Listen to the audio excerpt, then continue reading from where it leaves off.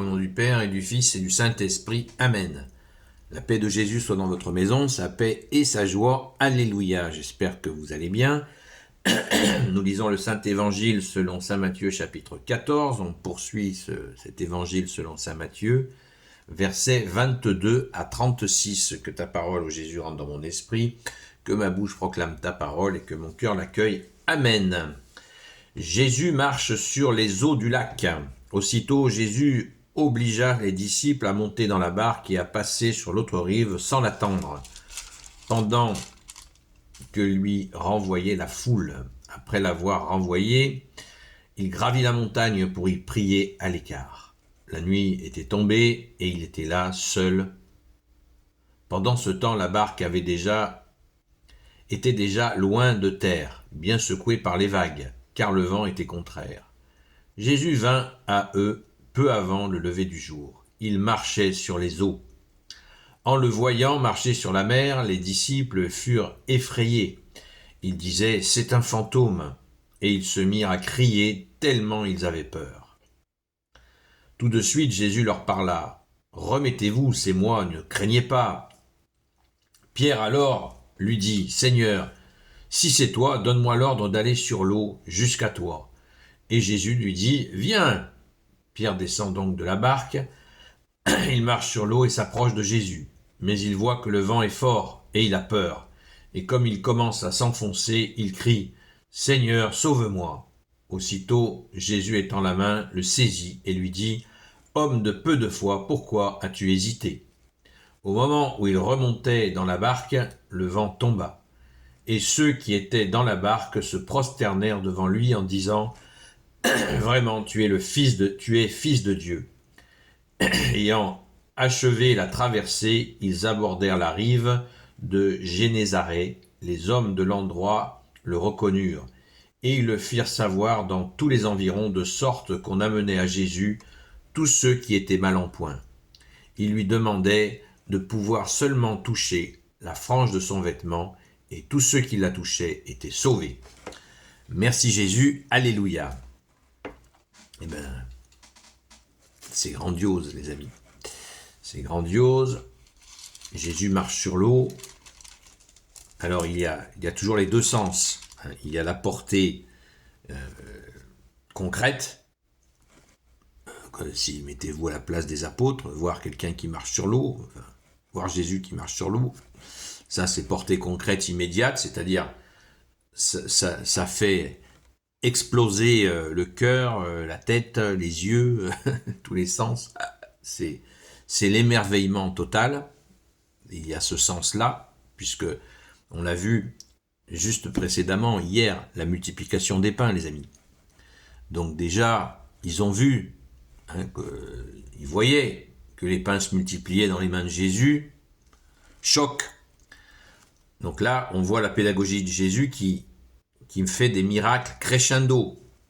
La multiplication des pains, il nous est dit qu'il a pris soin de congédier la foule, d'échapper à la foule, qui était hors d'elle, d'avoir mangé ce pain miraculeux. Et là, Jésus passe à la galvanisation. Galvaniser, ça veut dire donner, réaliser, d'être vraiment renforcé dans la foi. Et Jésus va s'occuper de galvaniser, renforcer dans la foi les saints apôtres. Vous voyez, des étapes. Jésus a une pédagogie extraordinaire, inimaginable. Il galvanise la foule et il galvanise encore plus les apôtres par ce miracle hallucinant de marcher sur l'eau jusqu'à ce qui est un des apôtres, celui sur qui tu vas t'appuyer, Jésus, le grand Saint-Pierre, qui va lui aussi marcher sur l'eau pendant quelque temps. Mais il a douté. Et Jésus l'a rattrapé, alléluia. Donc ça c'est la première, à mon humble avis, c'est la première chose. Faut pas chercher à s'envoler dans les compréhensions. Avant, on a de l'enthousiasme, on est heureux, on reste dans cette joie simple qu'ont eu ces gens, ces frères et sœurs aînés dans la foi. Ils ont eu cette joie profonde, alors ne la boudons pas, cette joie, soyons joyeux. et soyons à nous aussi galvanisés, renforcés dans cette compréhension, dans cet émerveillement.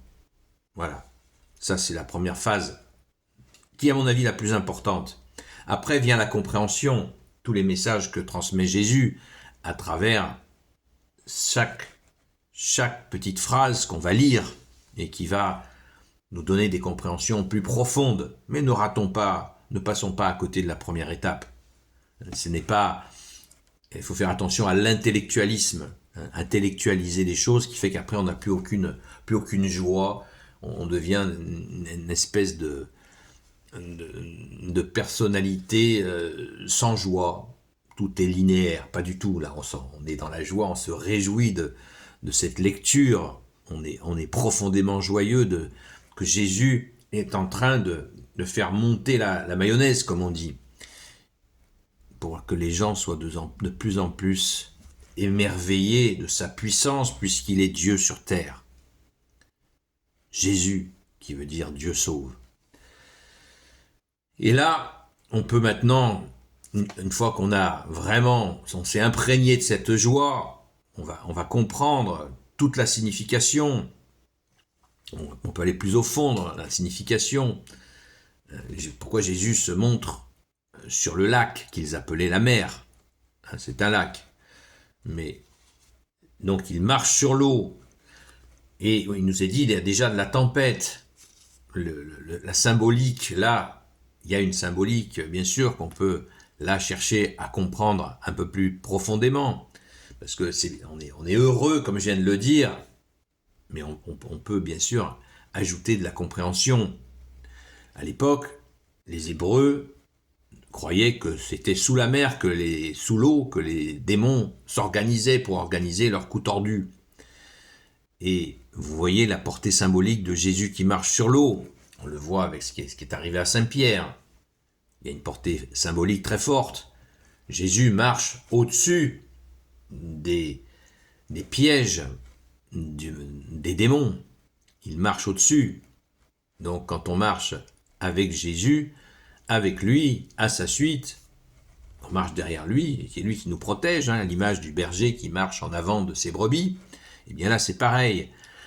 Jésus marche sur l'eau et nous les brebis, on le suit pas à pas et on ne s'enfonce pas avec les démons, même si le vent souffle et il y a des grandes vagues, comme ce qui est arrivé à ce grand Saint-Pierre qui a eu la trouille et qui a commencé à couler. Heureusement, Jésus l'a rattrapé. Donc, nous avons là tous les ingrédients pour bien comprendre ce que Jésus montre là. C'est une galvanisation. Alors, ils le disent. Ils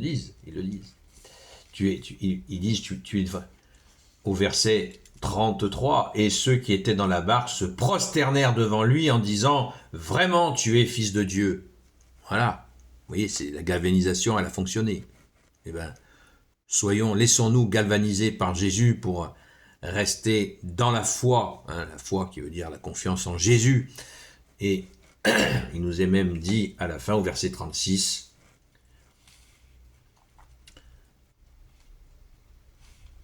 avant de traverser, ils abordèrent la rive de Génézareth.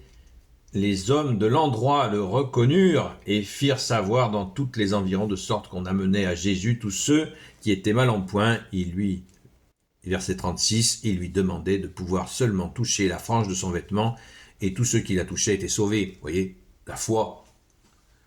Il touchait seulement la frange, comme la femme qui avait des pertes de sang, qui a touché le manteau de Jésus, qui a touché ces fameuses franges. Je crois que ça s'appelle les phylactères, et qui fait que les gens étaient, même en touchant la frange de son vêtement, ils étaient guéris. Voilà le résultat de cette foi immense que Jésus transmet. Les gens, en ta présence, bien-aimé Jésus, les gens sont... J'ai un chat dans la gorge. Je te le donne, Jésus. Les gens sont waouh. Les gens sont complètement bouleversés et il nous est dit qu'il les guérit. Il les guérit tous. Il les guérit tous. Merci Jésus. Soyons dans la joie, les amis. Nous avons l'émotion et nous avons la compréhension. Voilà, il faut les deux. Mais ne passons pas à côté de l'émotion toujours joyeuse d'accueillir notre roi Jésus parce que nous l'aimons. C'est l'amour qui nous fait, il nous a aimé le premier et nous l'aimons en retour, et de voir qu'il nous donne ainsi les forces de passer au-dessus des difficultés, c'est ça l'amour. Il n'y a pas de plus grand amour que de donner sa vie pour ceux qu'on aime, nous dit Jésus. Merci Jésus, alléluia. Gloire au Père, au Fils et au Saint-Esprit, maintenant et toujours et pour l'éternité. Amen. Ô Jésus, toi qui peux tout et qui portes tout, toi le Sauveur, toi l'Emmanuel, je te confie toutes celles et ceux qui regarderont cette vidéo, ainsi que leurs proches, selon ta seule volonté, ô Jésus. Sainte Marie, Reine des cieux, toi l'Immaculée Conception, toi qui écrases le serpent, toi qui es la lune sous tes pas, toi notre Mère, Notre-Dame, Saint Joseph, toi le juste et le saint, toi le sage, toi la terreur des démons, toi le saint gardien de la Sainte Église catholique apostolique, Sainte Marie-Madeleine, notre chère Sainte Patronne, et vous tous les saints et saintes, amis de toi Jésus, Saint Michel Archange, Saint Gabriel Archange, Saint Raphaël Archange, et vous tous les anges qui te servent, ô Jésus, je vous confie toutes celles et ceux qui regarderont cette vidéo, ainsi que leurs proches, selon ta seule volonté, ô Jésus. La paix de Jésus soit dans votre maison, rendez-vous ce soir sur la chaîne Seul Jésus Sauve, sur TikTok, de 20h à 22h. À très vite!